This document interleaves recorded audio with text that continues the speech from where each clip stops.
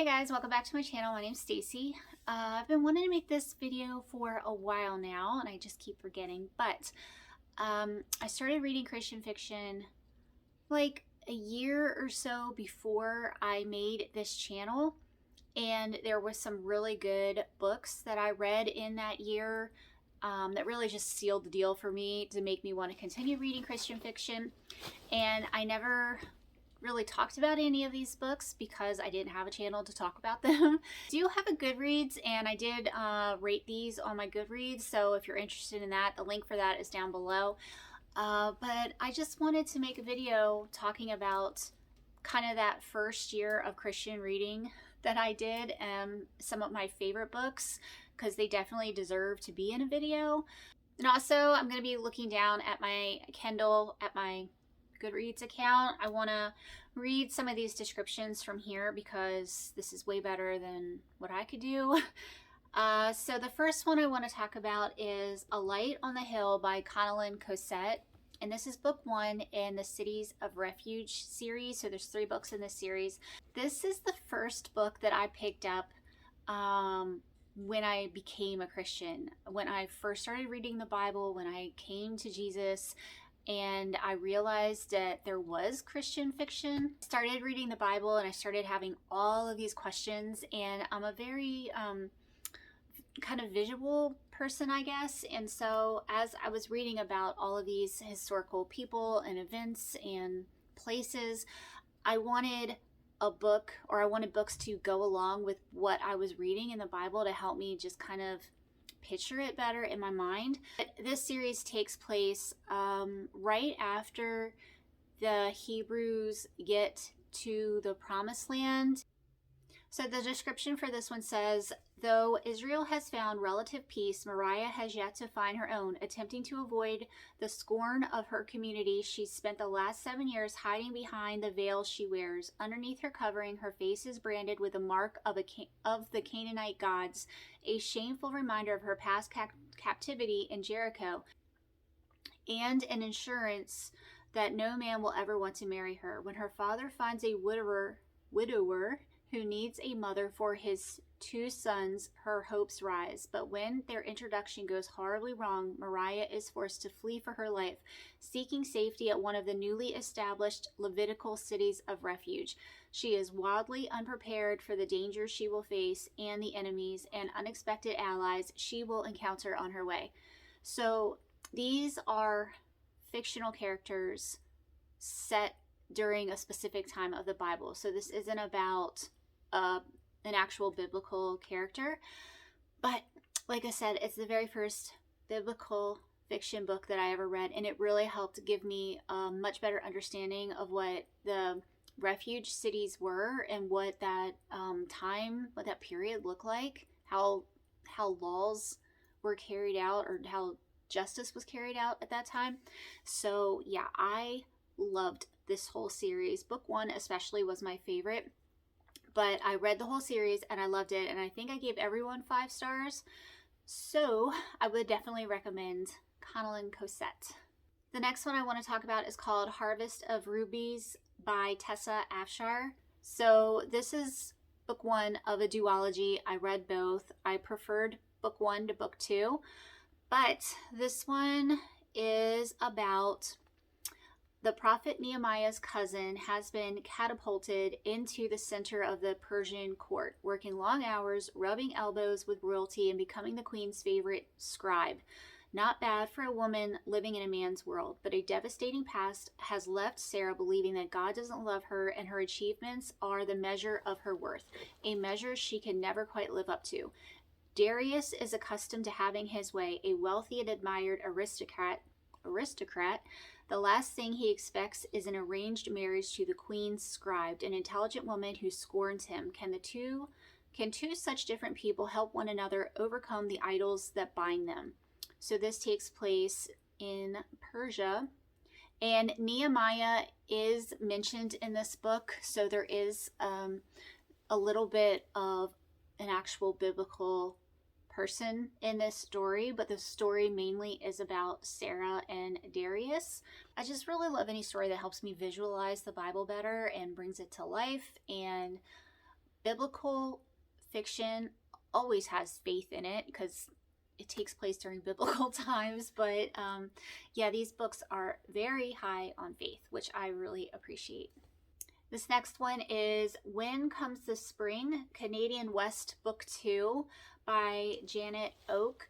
I would recommend definitely starting with book 1, but I liked book 2 even more than book 1, and I think book 3 might have been my favorite. They were very close in how much I liked them and how much faith was in these books.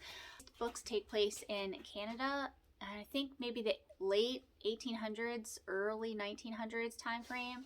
And the series basically follows a teacher who travels far away from her home to go teach in another town, and she meets a Mountie and their relationship. Loved the setting of these books so much. I loved the characters. So if you like that time period and the Canadian wilderness, definitely check these books out. Next, I want to talk about Daughter of Rome by Tessa Afshar. Another 5-star read for me. When the daughter of a prominent Roman general meets a disinherited Jewish immigrant, neither one can dream of God's plan to transform them into the most influential couple of the early church, nor can they appreciate the mountains that will threaten to bury them, their courtship unwittingly shadowed by murder and betrayal. Priscilla and Aquila, is that how you say his name? That's how I've been saying it. I could be wrong. Slowly work to build a community of believers while their lives grow increasingly complicated thanks to a shaggy dog, a mysterious runaway, and a ruthless foe desperate for love. So this takes place during the early church persecution. It features Paul, and so this one has actual biblical characters or people in it. I know some people are kind of not into that. Some people prefer their biblical fiction to be about actual fictional characters. Some people like it where it features real people from the Bible. So that's why I'm mentioning this. I like both, but if it has the actual people from the Bible, I definitely like it to be as close to the things that actually were said in the Bible as possible. And I think this one was really well done. I really liked this a lot. I really liked it a lot. I believe it started out in Rome and then they went to Corinth and it plays out there. But yeah, again, I learned a lot. So I love Tessa Afshar, if you can't tell. All right, this next one is completely different from the other ones that I talked about. And this one is called Crisscross by C.C. Warren. This is part of a whole series, but this is book 1. I've only read book 1. This one was really interesting for me because I read it at a time to where I was starting to feel the conviction of staying away from horror, but I also was really craving horror. And so I was really wanting to find Christian horror. And I'm okay with Christian horror because there is a lot of horrific things in this world, and a lot of times going through horrific things is what brings us closer to Jesus when we realize he's the only thing that can save us. This one says, Holly is living on borrowed time, but when mysterious footsteps follow her home and a cryptic note shows up on her door, she realizes her time is running out.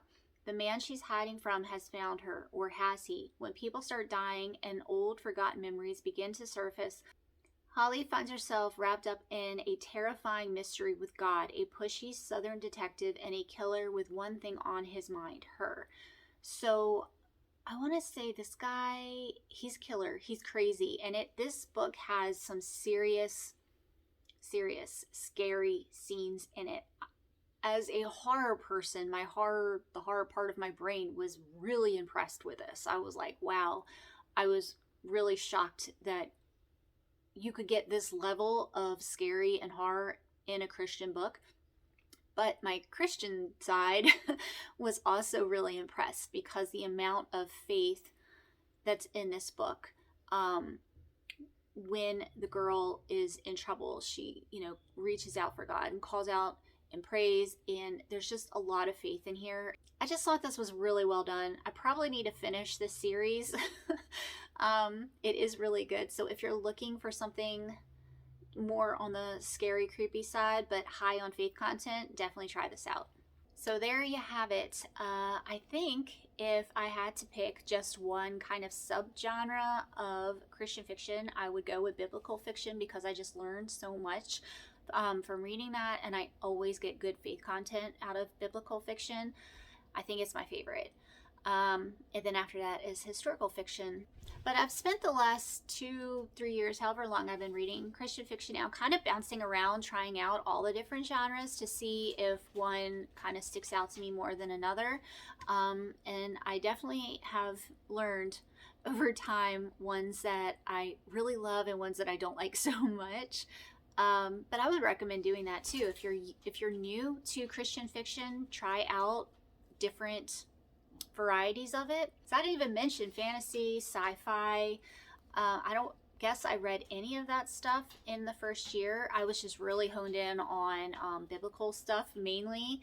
But yeah, like I mentioned, there's Christian horror, there's contemporary, there's romance, there's suspense. I mean, you have it all within Christian fiction. So if you're kind of questioning whether you should jump into it or not, you know, if you're thinking it's all just kind of Amish fiction, because there's a lot of that out there, it's definitely not. There is such a huge variety, and there is something for everyone.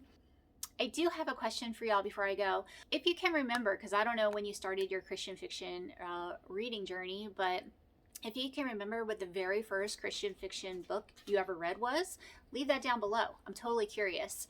So yeah, that's all I got for this video. I hope y'all have a great day. And I will see y'all soon. Bye.